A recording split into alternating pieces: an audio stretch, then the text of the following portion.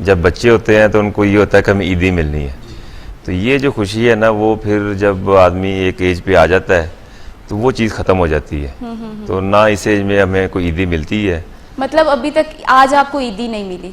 नहीं, बात ये कि अब तो ईदी देने वाले हो गए ना। इसी बात को मैं ज़रा पीछे ले जाऊँ, बचपन में आप ईद किस तरह गुजारते थे रज़ाक भाई? देखिए, ईद सब बच्चों की तरह, जैसे हम शादरा से बिलोंग करते थे और बड़ा बैकवर्ड एरिया काउंट किया जाता है और गांव भी लोग कहते हैं उसे।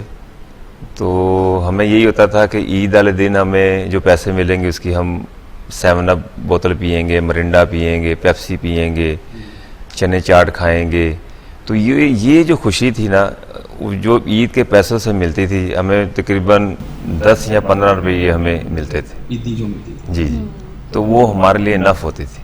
इनफ होती थी। तो अच्छा, तब की ईद की अगर बात करें और आज की ईद की बात करें तो क्या डिफरेंस देखते हैं?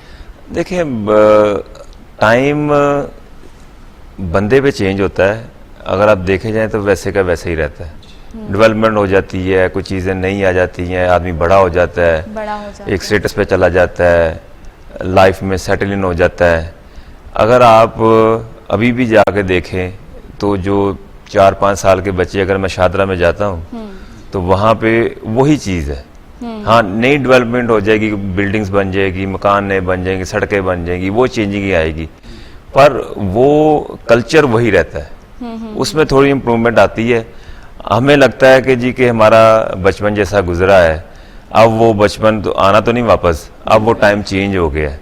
हमारे लिए चेंज हुआ है, हमारी सोच के लिए चेंज हुआ है, बाकी वही चीज़ें चलती रहती हैं। बाकी वही चीज़ें हैं। ईद पर ऐसा स्पेशल क्या करते हैं जो कि आपको लगता है कि इसके बगैर मेरी ईद नहीं है? देखिए, सबसे अच्छी बात तो ये है कि पहले तो ईद का मतलब समझना चाहिए। बिल्कुल। जैसे नमाज, हज, रोज़ा, ज़कात है, हमें इनके मतलब का नहीं पता। बिल्कुल। हमें ये पता है कि नमाज पढ़नी है, हमें हज करना है, ज़कात कर देनी है, रोज़े रखने हैं, ईद हमने पढ़नी है।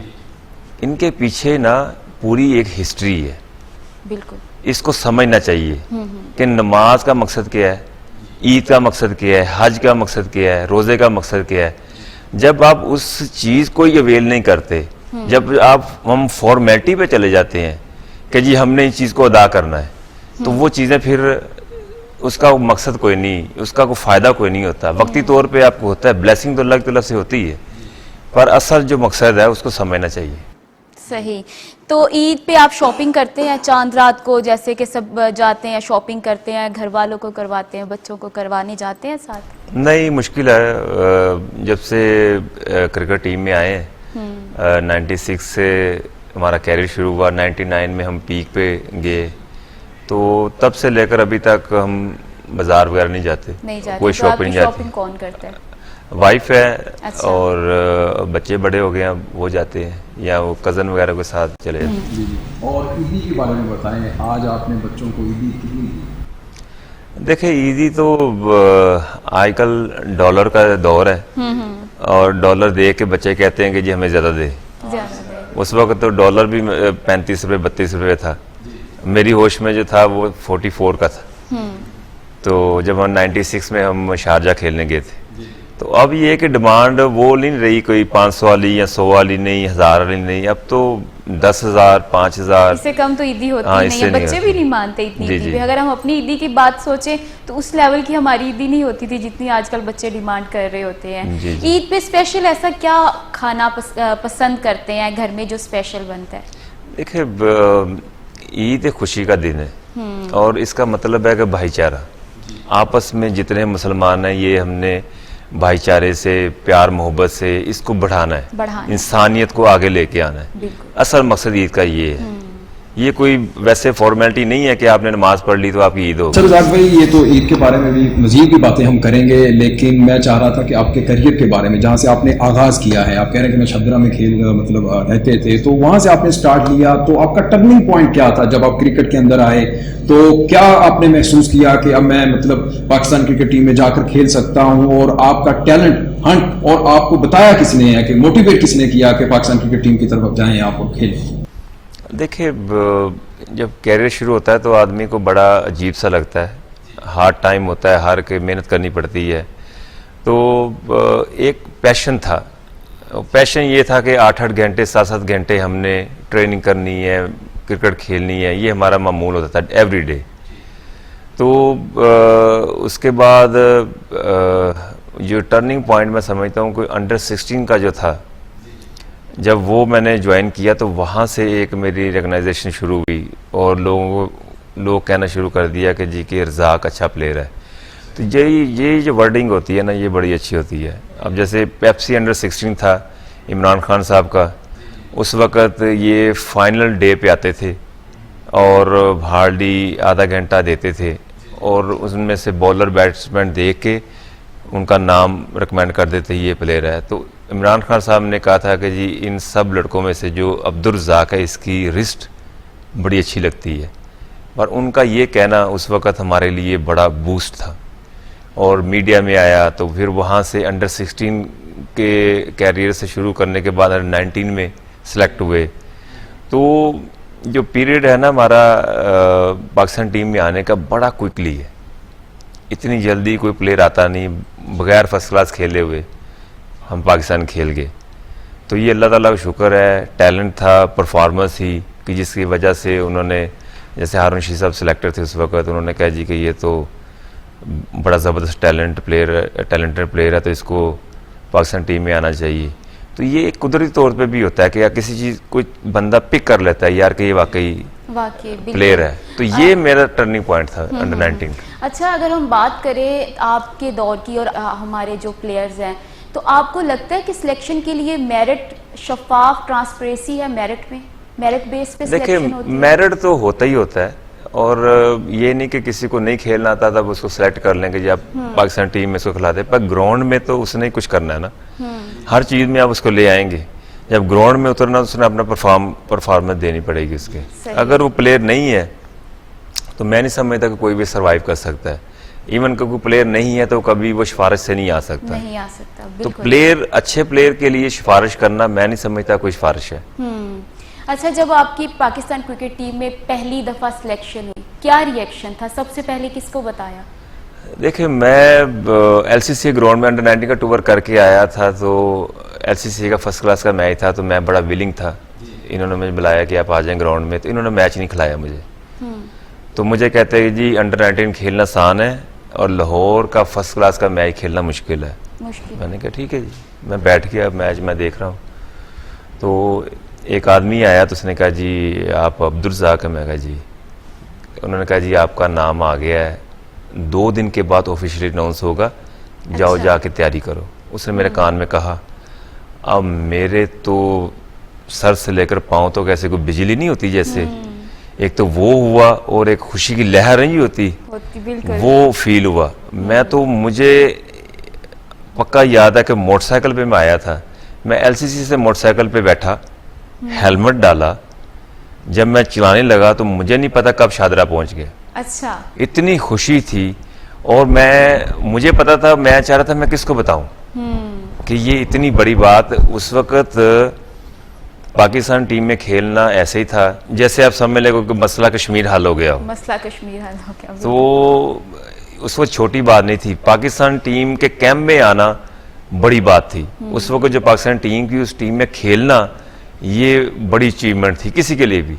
तो उस वक्त जब मैं मोटरसाइकिल से घर पहुंचा तो घर वाले कहते जी आज तुम बड़े खुश लग रहे हो, क्या वजह है? मेरी वालदा ने पूछा, वालिद भी थे, तो मैंने कहा नहीं कोई ऐसी बात नहीं, तुम बड़े खुश लग रहे हो। मैं कहा मुझे खाना लेके दो, मैं खाना खाना है और मैं खाना खाई जा रहा हूँ। कहते तुम इतना कभी खाते नहीं हो, क्या वजह है तुम खाई जा रहे? तो फिर मैंने उनको फिर आस्ता जरा मैं रिलैक्स हुआ, तो मैंने कहा मेरा पाकिस्तान टीम में नाम आ गया। अच्छा। तो वो जो एक लहर थी ना खुशी की, वो फिर मैं समझता हूँ फिर अनबिलीवेबल, वो टाइम जो है ना कभी नहीं। क्या जुमला वालिदैन से आपको सुनने को मिला जब आपने उनको ये बताया कि मेरी सिलेक्शन हो गई है? देखिए, जो वालिदैन होते हैं ना, एक तो मेरे वालिद कहते थे कि आपके पास सिफारिश नहीं है, हम इतने अमीर नहीं है, तो आप कैसे खेलोगे। उनके माइंड में ये था, ये उनके लिए सरप्राइज था। और वालिदैन कभी भी उस तरह इजहार नहीं करते, ये अंदर से खुश होते हैं, अंदर से खुश होते। अच्छा रज़ाक भाई, आप ये बता रहे हैं जो आपका अंडर 16 से आगाज़ हुआ, टर्निंग पॉइंट हुआ, वो मैच आपने खेला, तो क्या आप अंडर 16 में जब खेलते थे या उससे पहले जब आपने मतलब अपने घर से आगाज़ किया, अपने गली मोहल्ले की क्रिकेट से आगाज़ किया, तो आप ओपनर आते थे, वन डाउन आते थे? क्योंकि मैंने जब तक आपको देखा है, मैंने तो आपको 5वें और 6ठे नंबर पर देखा है लॉर्ड मिडल ऑर्डर के ऊपर आप आके खेलते रहे। ये हमारे नाज़रीन को बताइएगा कि आपने जब अंडर 16 में जब उधर जाके परफॉर्म किया तो एज आ ओपनर के तौर पे किया या फिर आपने ऑलराउंडर के तौर पे? नहीं, ऑलराउंडर के तौर पे किया। और हमारा ये देखिए हमारा क्राइटेरिया बड़ा डिफरेंट है। जब मैंने अंडर 16 में आया तो मैं बॉलर भी था, बैट्समैन भी था। अंडर 19 में आया मैं बॉलर भी था, बैट्समैन भी था। जब पाकिस्तान टीम में आया तो मैं बॉलर था। सही। तो इनको नहीं पता था कि मैं बैटिंग कर लेता हूँ, क्योंकि वो एक स्टेटस था। वो अब वसीम अकरम को थोड़ी पता कि जी अब्दुल रज़ाक जो आ रहा है वो क्या करता है क्या नहीं करता ना। उसमें देखा, क्योंकि उस वक्त इतना मीडिया भी नहीं था, अखबार थी, तो अखबार में नहीं पता चलता ये क्या कर रहे हैं। तो ये भी बड़ा सेटबैक था हमारी लाइफ में कि मीडिया, जैसे आज के दौर में मीडिया होता तो एक मेरी अंडर 19 की परफॉर्मेंस, जैसे कि अंडर 19 के मैच में मैंने 150 कर दिया था ऑस्ट्रेलिया में, वो परफॉर्मेंस अगर आज के दौर में कोई करे तो मैं समझता मीडिया इसको ऐसा हाईलाइट करेगा जी, ट्विटर, ये इंस्टा, ये सारा कोई फेसबुक पे आना शुरू हो जाएगा। तो उस वक्त हमें ये इस चीज़ का था, तो इनको नहीं पता था मैं बैटिंग कर लेता हूँ। तो पहले तो मैं 15 मैच तो मैं बगैर बैटिंग के खेला हूँ। अच्छा। तो बैटिंग आई नहीं मेरी। तो फिर जब बैटिंग आई तो उन्होंने कहा ये इसकी तो टेक्निक बहुत अच्छी है, इसको तो ये बॉल छोड़ भी लेता है, शॉर्ट पिच का इसका कोई डर नहीं, फास्ट बॉलर को बड़े आराम से खेलता है। तो ये एक चीज़ जो उनको नज़र आई थी, उससे फिर मेरे फिर असल कैरियर शुरू हुआ। अच्छा रज़ाक भाई, ये बताइएगा कि अब जो मौजूदा दौर की जो पाकिस्तान की जो टीम है उनके अंदर आपकी तरह कोई ऑलराउंडर मौजूद नहीं है।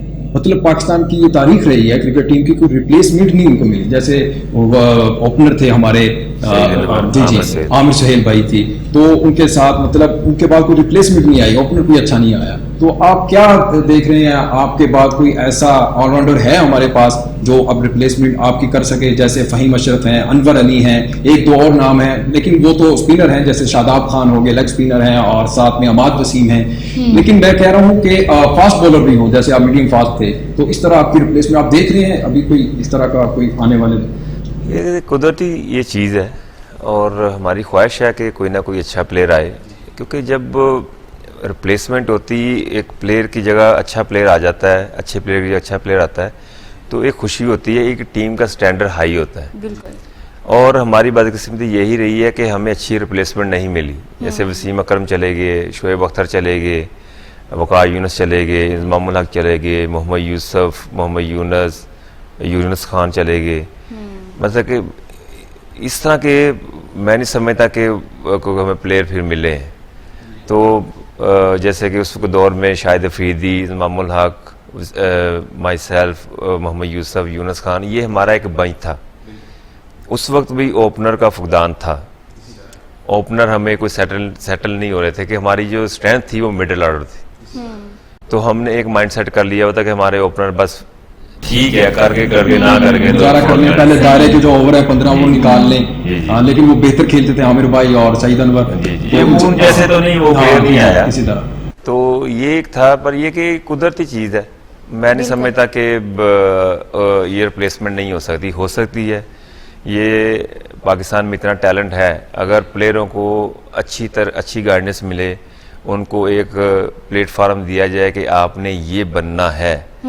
ये सारी क्रिकेट है मेंटली तौर पे। सही। जब जब आपको सही गाइडेंस नहीं मिलती, जब आपको अपना टैलेंट का ही नहीं पता कि आप किस टैलेंट पे जा सकते हैं, तो फॉर इजी टू से ये है कि जी अगर आप अपने टैलेंट को आगे लेके आना चाहते हैं या पैसे की तरफ आना चाहते हैं, सही। ये दो चीज़ें हैं, इन दोनों में से आपको चूज करना है। अगर आप टैलेंट को चूज करेंगे तो पैसा ऑटोमेटिकली आएगा, अगर आप पैसे को चूज करेंगे तो टैलेंट आपका नीचे जाना शुरू हो जाएगा। क्योंकि टैलेंट जब होता है तो उसके लिए मेहनत करनी पड़ती है। नाज़रीन, यहाँ वक्त हुआ है ब्रेक का, इंशाल्लाह ब्रेक के बाद वापस आएंगे तो अब्दुल रज़ाक भाई से बातें जारी रखेंगे। आप रहिएगा हमारे साथ।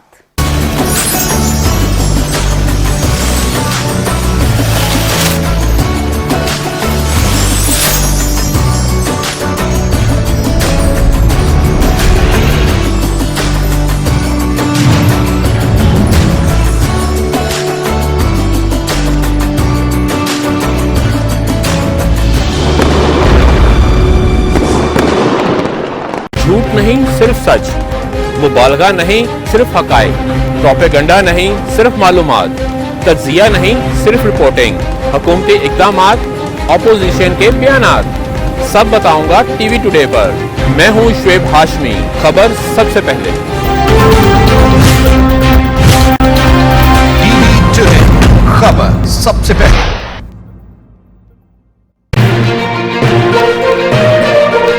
हम हैं मौजूद आपको बाखबर रखने के लिए। हमारी नजर है हर बदलते मंजर पर, सियासी, समाजी और माशी हालात पर, गिरदो पेश के वाकयात पर,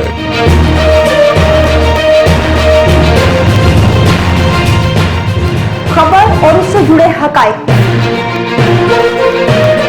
इक़्तिदार की सियासत और आवाम के हालात,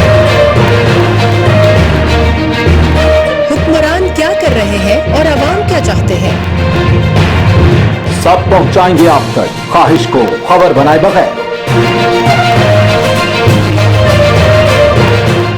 देखते रहिए टीवी टुडे, क्योंकि खबर सबसे पहले। टीवी टुडे, खबर सबसे पहले।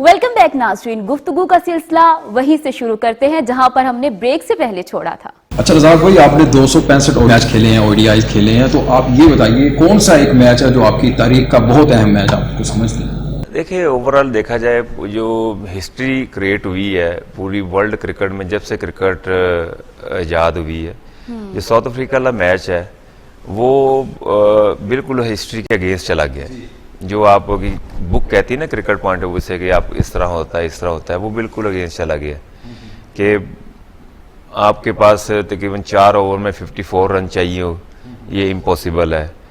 33 रन चाहिए लास्ट विकेट हो, ये इम्पॉसिबल है। क्योंकि जब क्रिकेट की हिस्ट्री ये कहती है, बुक ये कहती है कि आपके अगर 10 स्कोर है, लास्ट विकेट है तो बॉलिंग जीतेगी। 5 स्कोर रह गया है तो फिर 50-50 हो जाता है। 4 स्कोर रह गया तो फिर बैटिंग की तरफ जाना शुरू हो जाता है मैच, जो बैट्समैन होते हैं। तो ये इस अल्लाह का शुक्र है, बड़ा अच्छा मैं समझता हूँ वही हिस्ट्री का मैच है मेरे लिए कि साउथ अफ्रीका के खिलाफ जो हुआ। एक तो उसमें अच्छी बात ये थी कि हमने मैच जीता, पाकिस्तान के लिए ये बड़ी खुशी की बात है। सेकंड ये थी कि मेरा 100 हुआ। वो मैच मैंने लाइव देखा था और मैं सो गया था, मेरे दोस्तों ने मुझे उठाया फ़ोन करके। यहाँ रात पाकिस्तान में तो रात हो चुकी थी, उन्होंने कहा जी रज़ाक भाई ने आके बारिश कर दी, चौके छक्कों की मारने की, आ जाए देखते हैं। तो मैंने देखा वाकई मतलब बरसात कर रहे थे और बॉलर की पिटाई कर रहे थे, खूब से धुलाई कर रहे थे। और फिर मैंने देखा वो शाहिद अफरीदी भी थे ना, उन्होंने कहा जी बूम बूम तो असल में रज़ाक भाई हैं। तो आपको जब वो ड्रेसिंग रूम में गए तो क्या उनकी तरफ से आपको मतलब एक बड़ी खुशी की बात, मैं दरअसल मुझे इस चीज़ की खुशी थी कि जो अल्लाह ताला ने मुझे टैलेंट दिया हुआ है जी आज सही यूटिलाइज हुआ है। और कोई चांस नहीं, कोई कुछ नहीं, ना कोई पैडों पे लगा, ना कोई कैच छूटा, ना कोई रन आउट छूटे। मतलब कि ये सारी चीज़ें जो ना पाकिस्तान की फेवर में जा रही थी। पाकिस्तान मैच जीता, 100 हुआ, मैन ऑफ द मैच हुआ, साउथ अफ्रीका के खिलाफ मैच था, बड़ा मैच था, हारा हुआ मैच हम जीते, एक इनिंग्स में 10 छक्के लगे।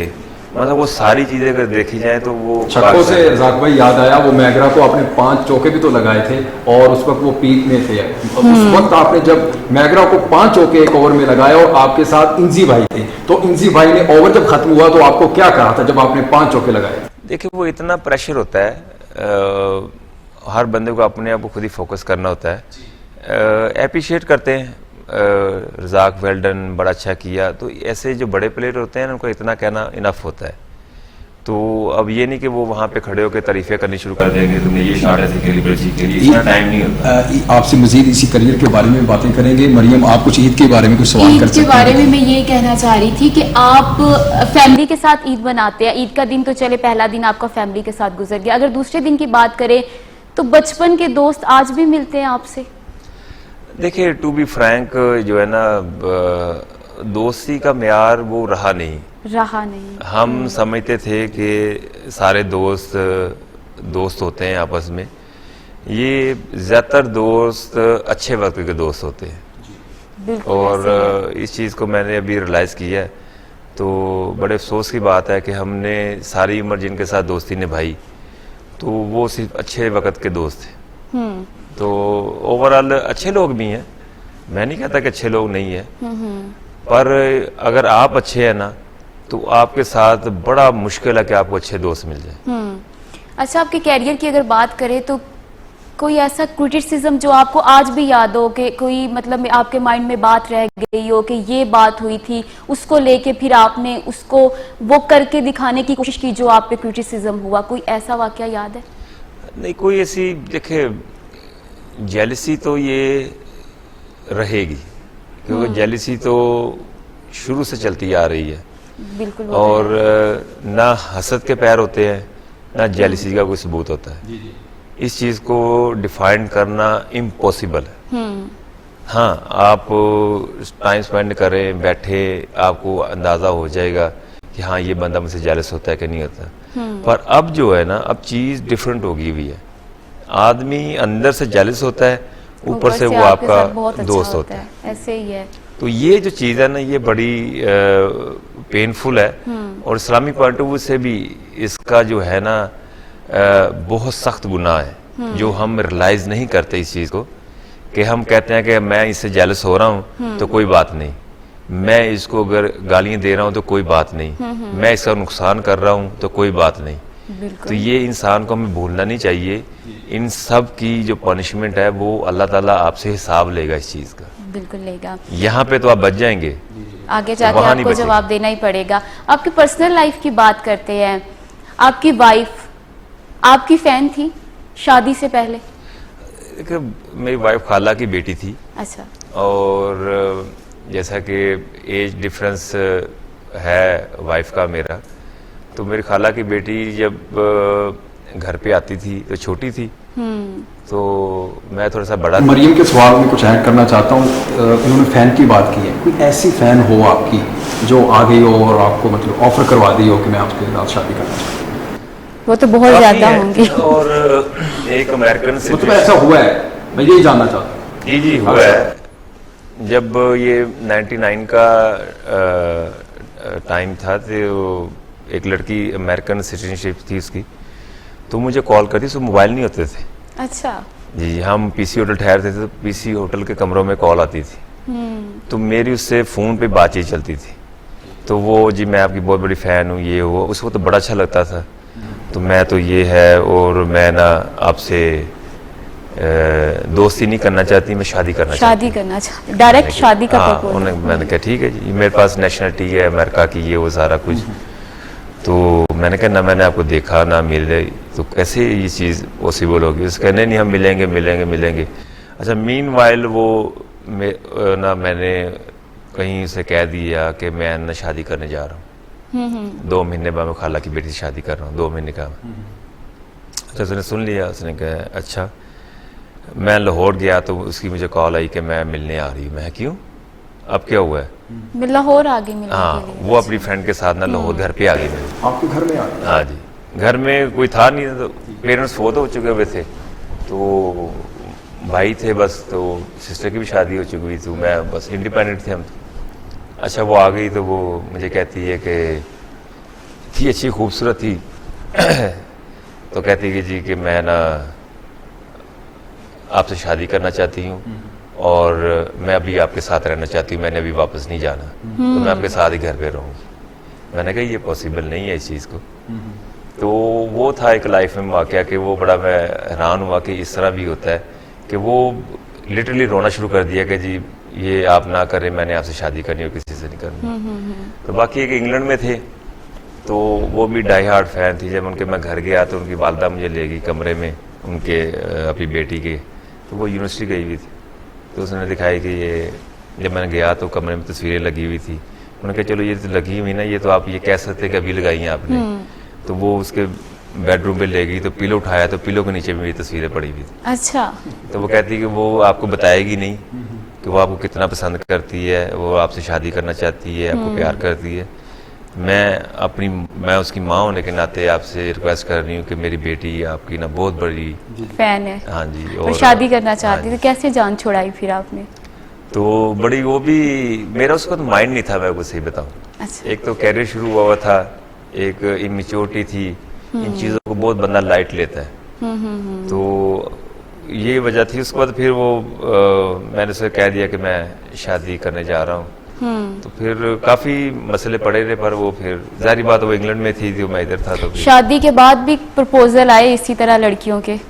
शादी के बाद वही जो इंग्लैंड में लड़की थी वो कहती थी कि मैं अभी भी आपसे मिलना चाहती हूँ। अच्छा। तो मुझे ऐसा कोई नहीं है।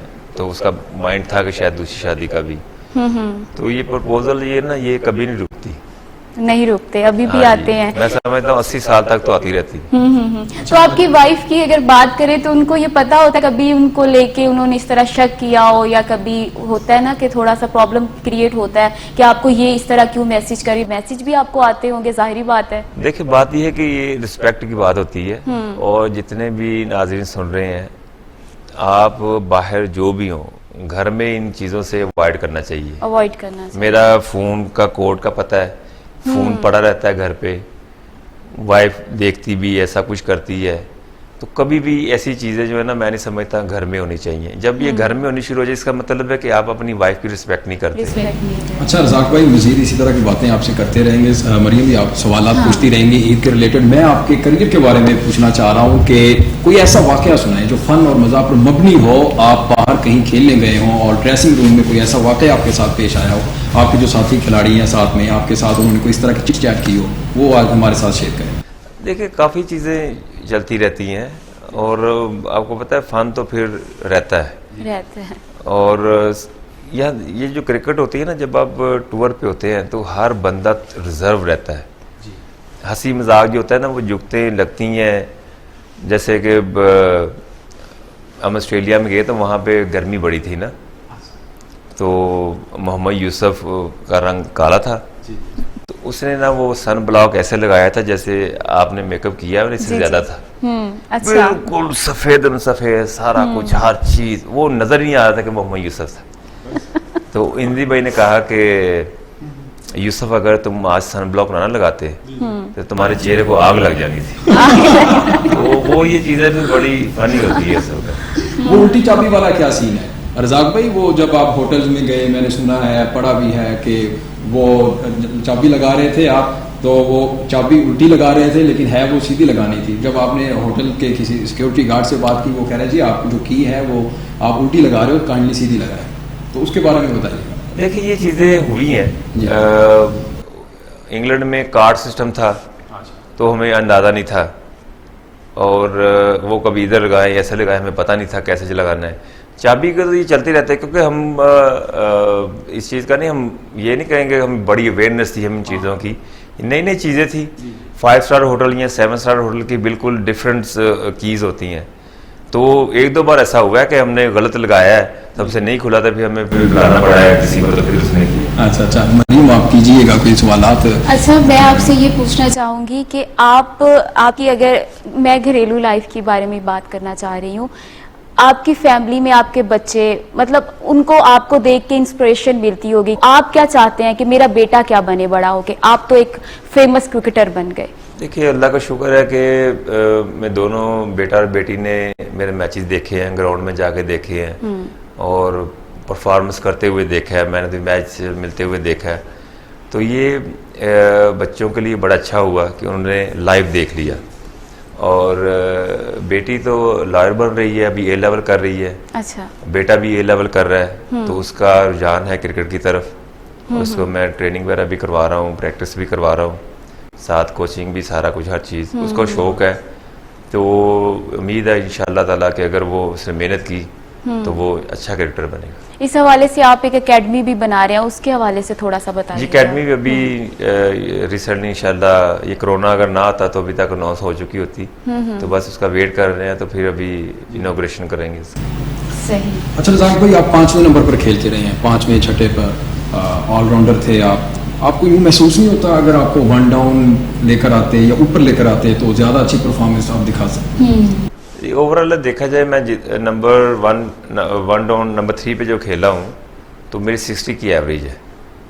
तो वसीम अकरम ने, मोइन खान ने, इन्होंने अच्छा यूटिलाइज़ किया और इमामुल हक ने भी काफ़ी मैचों में 1 डाउन कराई, तो बड़ा अच्छी परफॉर्मेंस रही है। पर वो एक टीम की रिक्वायरमेंट होती है, जब एक टीम होती है तो उसको पूरा एक प्लान करके चलना होता है कि ये प्लेयर यहाँ सूटेबल करेगा, यहाँ पे नहीं। तो उन्होंने कहा जी आप मिडिल ऑर्डर में आए कि आखिरी ओवर में जो हिटिंग है तो वो ज़्यादा अच्छा है, बेहतर है। आपने अपने कैरियर में सबसे अच्छा कप्तान किसको पाया?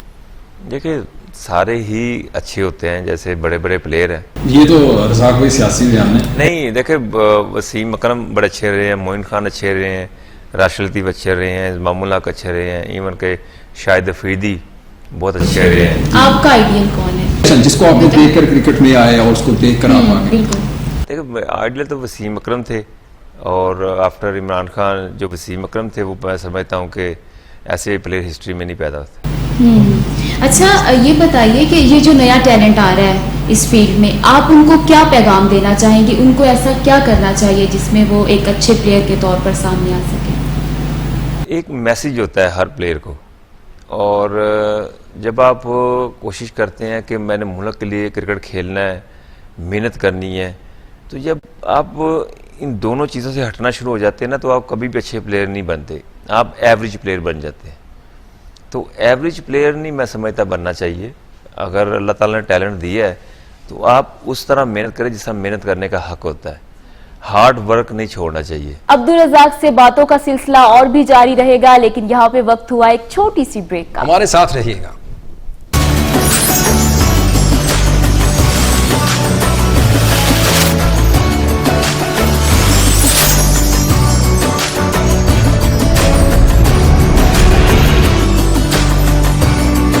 बड़ी अच्छी क्लोज फ्रेंड थे ये आपस में, अभी भी हैं। तो आपकी दोस्ती किसके साथ थी ज़्यादा? देखिए ये जो ग्रुपिंग है ना, ग्रुपिंग नहीं होती थी। आपको पता है कि अगर 16 की टीम हो तो सबके माइंड डिफरेंट होते हैं, अंडरस्टैंडिंग जो होती है 1 या 2 प्लेयरों से ही होती है, ये एक नेचुरली चीज़ है। और शाहिद अफरीदी के साथ बड़ा अच्छा टाइम गुजरा, उससे पहले शोएब अख्तर के साथ गुजरा, तो ये ज़्यादा टाइम शाहिद अफरीदी के साथ गुजरा। आप क्रिकेटर ना होते तो क्या होते? क्रिकेटर ना होते तो मैं समझता हूँ कि काम कुम तो हमें कोई आता नहीं था, और ना ही कोई इतने कोई पढ़े लिखे मैट्रिक की हुई थी, तो मैं नहीं समझता कि इस तरह मैं हाईलाइट होता लाइफ में। एक बिल्कुल अपनी एक जो लाइफ थी ना, हो सकता है कि बिल्कुल सेपरेट कर लेता और अकेला ही होता। घर वाले आपको क्या बनाना चाहते थे? ये तो आपका अपना शौक था ना ये बनना। देखिए जो पेरेंट्स होते हैं ना, पेरेंट्स हमेशा अच्छे जो पेरेंट्स होते हैं हमेशा बच्चों का देखते हैं कि वो किस तरफ वो क्या उनका बनना पैशन चाहते? बिल्कुल। ये पेरेंट्स जो चाहते हैं वो बच्चे कभी नहीं बन सकते, नहीं बन सकते। अगर 100 में से 2% होगा जो पेरेंट्स चाहते हैं, बच्चे भी चाहते हैं, ठीक है जी वही उनका भी वही पैशन हो, तो ये बच्चों पे छोड़ देना चाहिए और उनको हमेशा सपोर्ट करनी चाहिए जो भी वो करना चाहते हैं। बचपन में एक अच्छे स्टूडेंट थे, हार्ड वर्किंग? 6ठी क्लास तक थे। जब ये क्रिकेट शुरू की, जब इसका शौक पैदा हुआ तो फिर स्टडी से दूर होते गए। अच्छा, आपने साथ साथ क्रिकेट ही बचपन में खेलते, कोई और गेम की तरफ भी आपकी तवज्जो थी, जैसे हॉकी होता है या कोई और पंजाब की मशहूर? नहीं, हमने सारी खेली हुई है। हमने हॉकी खेली हुई, नहीं हॉकी खेली हुई है, गुल्ली डंडा भी खेले हुए हैं, वो बड़ी बड़ी बंदर किले भी होते थे वो भी खेले हुए हैं, बड़ा कुछ ये चीज़ें हमने, कोई वो स्टेपू भी खेले हुए हैं, वो कैंचे भी खेले हुए हैं, फ्रिस्बी भी, कोई स्पोर्ट्स छोड़ी नहीं हमने। अच्छा, ये टेप बॉल से आपने आगाज किया होगा, जाहिर बात है, तो टेप बॉल के साथ ही खेलते होंगे? जी जी, टेप बॉल के साथ मेरा समय तो अच्छी चीज़ ये थी कि हमारे पास नूरजहां मकबरा था, वहाँ पे ग्रास होती थी, ये शादरा में, उस अर्ली मॉर्निंग वहाँ पे ड्यू पड़ी होती थी, बिल्कुल वेट होती थी, आप जाते थे तो आपको आप ऐसे पकड़े तो पानी ऐसे निकल आता था, इतनी ड्यू पड़ती थी। तो वहाँ पे हम टेप बॉल खेलते थे, और वहाँ पे जब बॉल पड़ता है वहाँ पे एक तो स्विंग करता है, और इतना स्विंग होता है, इन स्विंग और स्विंग ऐसी होती है जैसे आप ऑस्ट्रेलिया में खेल रहे होते हैं, और बॉल गोली की तरह निकलता है। और हमारा जो डिस्टेंस था वो भी कम होता था। जैसे 22 यार्ड होते हैं ना, तो हम खेलते थे 16 यार्ड से या 17 यार्ड से, तो बिल्कुल क्लोज होता था, तो बॉल ऐसे ऐसे जाता था, ऐसे निकलता था। तो वो उसकी वजह से मैं समझता हूँ बड़ा अच्छा क्रिकेट पे इफेक्ट पड़ा हमारी टेक्निक। बचपन में आपको क्रिकेट खेलने का शौक था, कभी कोई वाकया ऐसा याद है कि आपको मार पड़ी हो घर से, कि आप क्रिकेट खेलने गए हो और घर आए हो तो आपको घर से किसी ने, मामा पापा ने, किसी ने आपको डांटा हो या आपको मार पड़ी हो, कोई ऐसा वाकया? देखिए मार तो हर एक पड़ती, पर क्रिकेट पे नहीं पड़ी, खेलने पे नहीं पड़ी, क्योंकि खेलने वो पे नहीं तब पड़ी। फोकस माँ बाप का होता है ना कि सिर्फ ये पढ़े पढ़े पढ़े। तो दरअसल हमारे पेरेंट्स बड़े कोऑपरेटिव थे। अगर हम नहीं पढ़ रहे थे ना तो उन्होंने कहा ठीक है, नहीं पढ़ रहे तो ना पढ़ो। तो अच्छा, ये भी होता है कि चलो फीस स्कूल की नहीं देनी पड़ेगी, ये काम करेंगे, इस तरह का वो उनके मेरे फादर का माइंड था। ग्राउंड के अंदर मैंने अक्सर देखा था रज़ाक भाई आपको खेलते हुए, हल्की फुल्की आप मुस्कुराहट होती थी चेहरे पे, इसके पीछे क्या राज है आपका? आपको कभी घबराहट भी नहीं देखा था? नहीं, घबराहट होती थी और चेहरे से फील नहीं होती होगी, पर ये कि आदमी फोकस हो, फिट हो और कॉन्फिडेंस हो तो फिर सारी चीज़ें जो है ना ठीक रहती है। फिटनेस की बात हो रही है तो फिटनेस को कैसे मेंटेन करते हैं, क्या स्पेशल खाते हैं?